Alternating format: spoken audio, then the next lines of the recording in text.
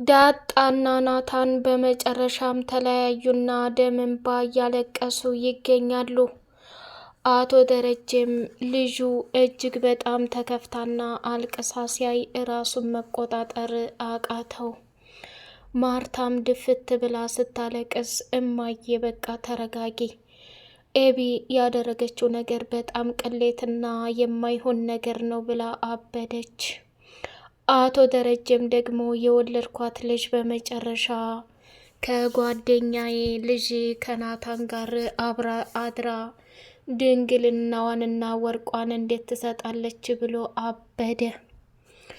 ናታን እንግዲህ ሻወር ቤት ገብቶ ነበርና አቢጌል የሌሊት ልብስ ለብሳ ዛሬ የፈለገ ይሆናል እንጂ እኔ እናንተ አብረን ማደር አለብን፣ አብረን ካላደርን የሚፈጠረው ነገር በጣም አደገኛና ከባድ ነገር ነው ብላ ስታስጠነቅቀው፣ ኤቢ እባክሽ እባክሽ ተይኝ፣ እኔ መኖር እፈልጋለሁ፣ በትንሽ በትልቁም ሞራኔን እንድትሰብሪኝ አልፈልግም።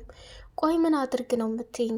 መቼስ ቢሆን መቼስ ከአንቺ ጋር ፍቅር ይዞኝ ትዳር መስርቼ እንደማልኖር ታውቂዋለሽ ብሎ ሲላት፣ እሷም ደግሞ ወደ ሳይሆን በግድህ ዛሬ ይሄንን ነገር እናደርገዋለን ብላ ስትለው በጣም ደነገጠ። አቶ ደረጀም ደግሞ ከሚባለው በላይ በአቢጌል ልጁ አፈረና ወደ መኝታ ክፍሉ መጥቶ ተደፍቶ ሲያለቅስ፣ ዳጣም አባዬ ተረጋጋ፣ እማዬ አንቺም ቢሆን ተረጋጊ ብላለች። ዳጣ እንግዲህ አቢጌልንና ናታን አልጋ ላይ ተኝተው ስታያቸው በጣም ደነገጠችና መሬት ላይ ተደፍታ ቀረች። አቶ ደረጀና ወይዘሮ ማርታ ደግሞ እጃቸውን ተያይዘው አቢጌልና ናታን ያደረጉት ነገር በጣም አሳፋሪና የሚደብር ነገር ስለሆነ ራሱን መቆጣጠር አቅቶት አቶ ደረጀም ደነገጠ። ናታንና ኤቢ ጭልጥ ያለ እንቅልፍ ቢወስዳቸውም ወይዘሮ ማርታ ደግሞ የሴት ልጅ ቅሌታም መሆን በጣም ያሳፍራል። አቢጌልን ይህን ነገር ታደርገዋለች ብዬ በፍጹም አስቤም አላቅም። እኔ እኮ በተደጋጋሚ ናታን ሊያገባኝ ነው፣ ናታን እንዲህ ሊለኝ ነው ስትለኝ ከእሱ ጋር የተፋቀረችና የተዋደደች መስሎኝ ነበር።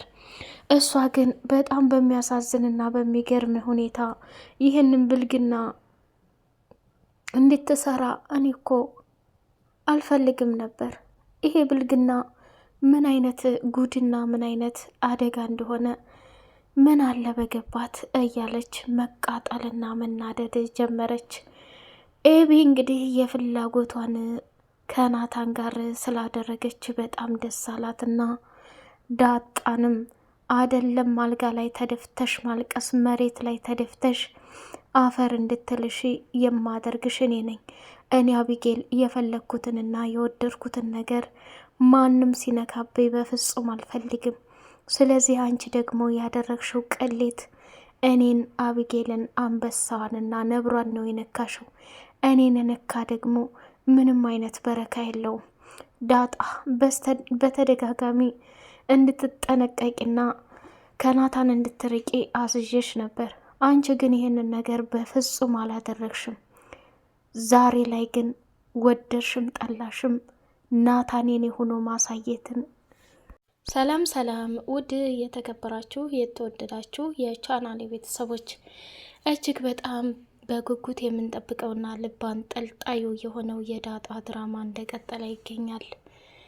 ዳጣ በመጨረሻ እጅግ በጣም በሚያሳዝንና ልብ በሚነካ መልኩ ናታን ሸምጥጦ እንደ ከዳት ተሰማትና፣ አንተ ቆሻሻ ባለጌ፣ ካሁን በኋላ አጠገቤ ላይ አልፈልግም። እንዳንተ አይነት ወራዳና ቅሌታም ሰው አይቻላቅም። ናታን ኤቢ መስተፋቅር ልታሰራብህ አርጆን ሁሉንም እንደነገረኝና ያንንም ደግሞ አምጥቼ ለአንተ እንድትጠነቀቅና ራስህ እንድትጠብቅ አድርጌ ነበር። አንተ ግን እጅግ በጣም በሚያሳፍርና ልብ በሚነካ መልኩ ከኤቢ እህቴ ጋር ተጋደምክ። እሷው ጋር ተጋቡና የራሳችሁን ህይወት መስርቱ። ምንም ቢፈጠር ምንም አቢጌል እህቴ ነች። አንተ ግን ይህን ታደርጋለህ ብዬ በፍጹም አላሰብኩም ነበር። በተደጋጋሚ ቃል ስትገባልኝና እኔን በምንም አይነት ሁኔታ እንደማትሸውደኝ ስትነግረኝ አምኜ ምስጢሬን ሁሉ ነገሬን ነግሬህ ነበር። አንተ ግን በጭራሽ ይሄንን ነገር አምነህ መቀበል ስላልፈለግ ከአቢጌል ጋር አደርክ። አባዬና እማዬን አዋረርካቸው፣ አንገታቸውን ደፉ። እንዴት አንተ ሴት ልጅ እሷ አብረን እንተኛ ብላ ስላለችህ የምትጋደመው አህያና ውሻ ነህ እንዴ ብላ ጨለለችበት ማለት ነው። ናታን ቆይታውን ከዳጣ ጋር ሲያደርግ እመኒኝ ኤቢ የሆነ ነገር እያስቸገረች ነው፣ ግን እኔ አንቺን ትቼ እሷ ጋር በፍጹም ይሄን ነገር ላደርግ አልችልም ብሎ ቃል ገብቶላት ነበረ። አቶ ደረጀና ወይዘሮ ማርታ ደግሞ መኝታ ክፍላቸው ሆኖ በስልኳ ላይ ሶሻል ሚዲያ ላይ ባሏን ገላ ቆራርጣ ስጋውን ለመንደር ምግብ ሰርታ በላቻቸው ብላ ስትል በጣም ተናደደና እንዴት ለምን እያለ መጠየቅ ጀመረ። ማርታም ደግሞ እሱን ያደረገችበት ምክንያት እንግዲህ በጣም ከባድ ነው። ከወሰለተባት እንዲሁም ደግሞ ከሌላ ዘንድ ሂዶ ከወለድና በተለይ ደግሞ ደሬ እውነታውን ልንገርህ፣ እኔ ቢገደል ብዬ የማይቆጨኝና የማይጸጥተኝ ነገር ቢኖር ልጁን የሚደፍር አባት ቢገደል፣ በዛ ላይ ደግሞ ሚስቱ ለትዳሯ እየሞተች ትዳሯን እያከበረች ራሱን እየወደደችው እያከበረችው ምንም ሳትጎልበት የሚወሰለት ከሆነ ደግሞ የመጀመሪያው ጥፋት ከሆነ ሁለተኛ ላይ ግን የተደረገው ስህተት ነው ብዬ ልል አልችልም።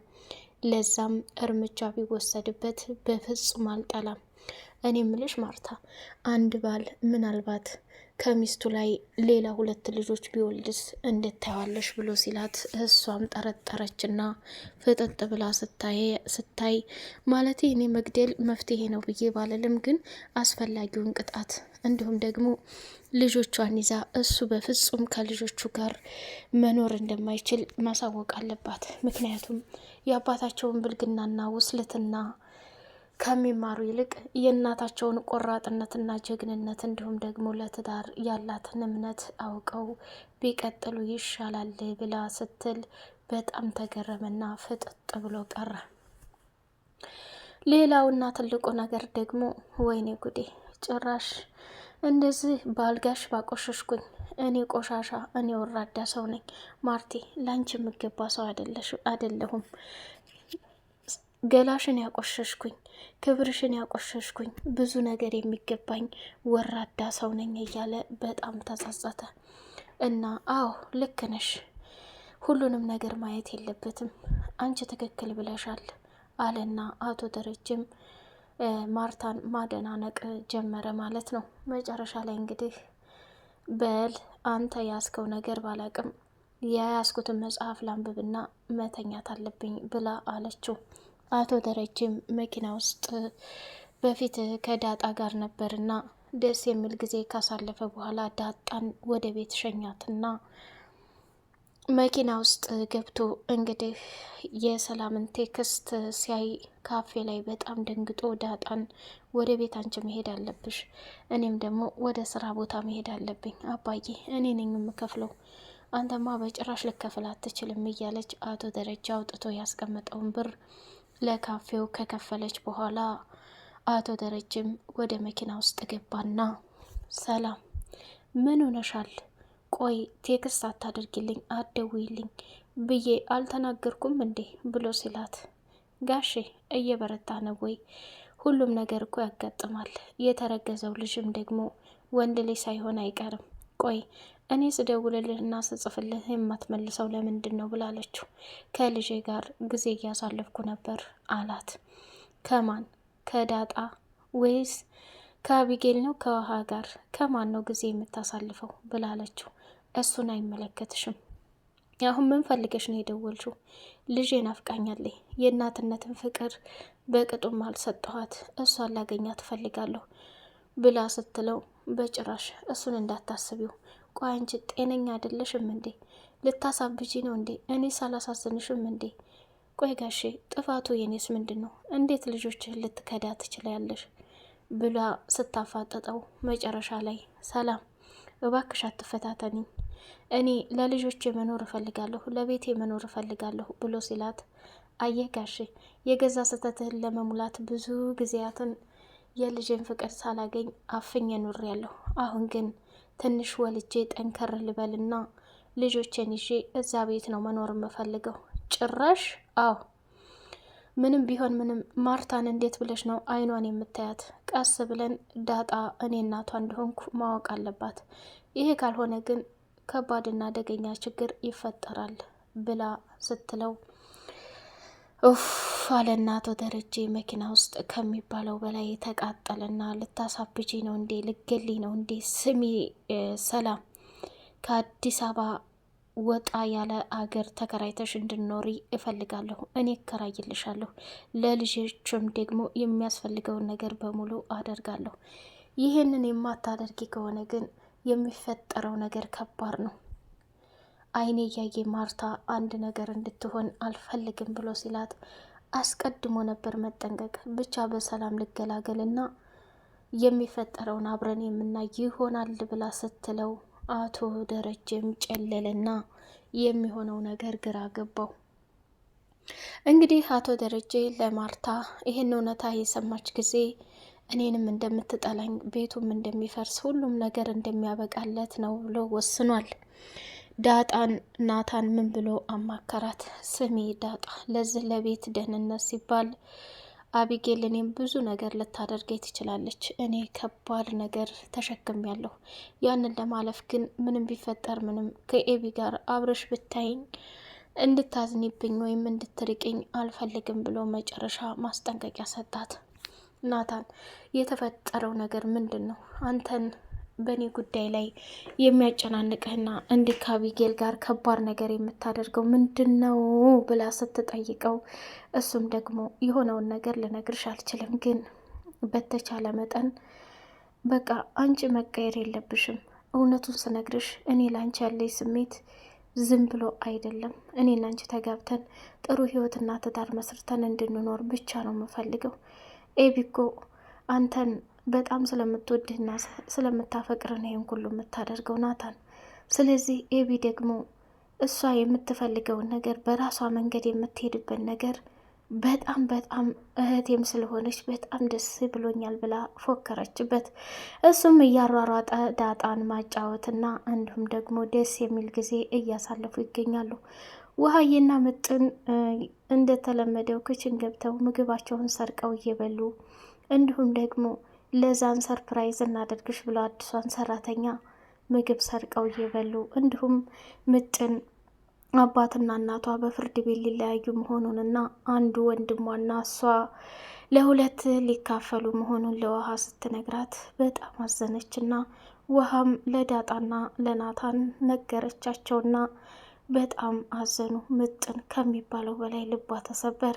ዳጣና ናታን አብረው ቁጭ ብለው እኔ ምልሽ ውሃዬ በህይወትሽ የሚያስፈራሽና የምትጠይው ነገር ምንድን ነው ተብላ ስትጠየቅ አሰበችና በህይወቴ የምጠላውና የሚያስጠላኝ ነገር ትምህርትና ፈተና ነው ብላ ተናገረች።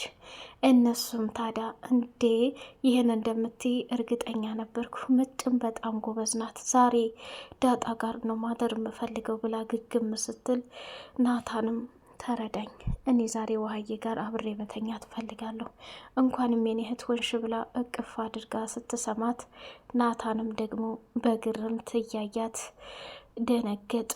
ውድ የተከበራችሁ የቻናሌ ቤተሰቦች በቀጣይ ፓርት የአቢጌል መጨረሻ ምን ይሆን የሚለውን የምናይ ይሆናል። ዳጣና ናታንስ በዚህ ምክንያት ይለያዩ ይሆን? አቶ ደረጀና ማርታስ በሰላም ጉዳይ ምን አይነት ውሳኔ ይወስኑ ይሆን የሚለውን የምናይ ይሆናል። እስከዛውን ድረስ ላይክ፣ ሰብስክራይብ አድርጉ። ሰላም አለይኩም ወራህመቱላሂ ወበረካቱ።